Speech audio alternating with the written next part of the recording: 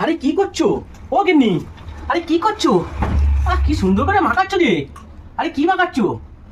উফ, সুন্দর, বেশ ভালোই তো মাখাচ্ছো, দেখতে বেশ সুন্দর লাগছে। তোমার প্রবলেমটা কি হয়েছে বলো দিদি? প্রবলেম কিছু নেই, খুব সুন্দর দেখতে লাগছে সেটাই বলছি।